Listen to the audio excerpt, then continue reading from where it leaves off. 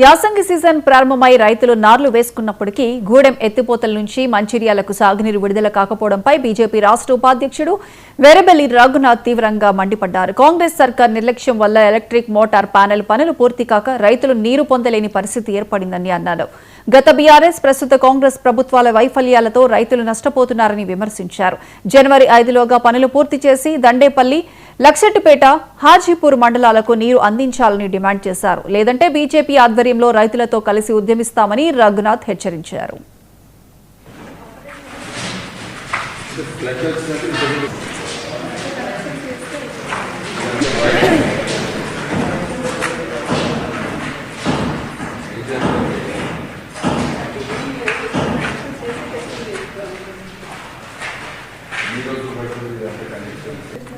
మనకు almost final అనిపిస్తుంది madam. రైతులకు ఈసారి అట్లా కాకుండా గతంలో టీఆర్ఎస్ పార్టీ అధికారంలో ఉన్నప్పుడు ప్రతి సంవత్సరం సంక్రాంతి పండుగ సమయంలో దండపల్లి, లక్షెట్పేట, హాజీపూర్ మండల రైతులు అందరూ కూడా రోడ్ల మీదకి ఎక్కి పండుగ పూట నీళ్ల కొరకు, ఏదైతే సాగునీటి కొరకు ధర్నాలు చేయడము, కేసులు పెట్టడము జరుగుతుంది. కాంగ్రెస్ పార్టీ అధికారంలోకి వచ్చినాక ఏమన్నా మార్పు ఉంటుందని రైతులందరూ ఆశపడ్డారు. కానీ ఈసారి కూడా అదే పరిస్థితి కనబడుతుంది. ఇక్కడ కట్టాల్సిన ఈ రూము, దాంట్లో ఏదైతే ప్యానెల్ బోర్డ్స్ పెట్టడానికి కట్టాల్సిన ఈ రూము, ఇది 2023లో ఈ పని ప్రారంభమైంది.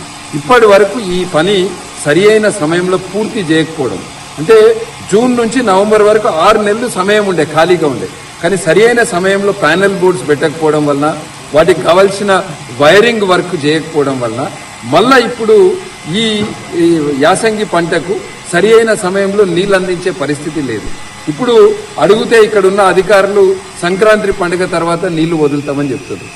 ఇప్పటికే రైతులు దాదాపు నాట్లేసుకొని, నారు పోసుకొని 20 రోజులు, కొన్ని గ్రామాలలో నెల రోజులైంది. ఇంకా సంక్రాంతి పండుగ అంటే ఇంకా 15 రోజులు కనీసం వాళ్ళు ఆగాల్సిన పరిస్థితి ఉన్నది.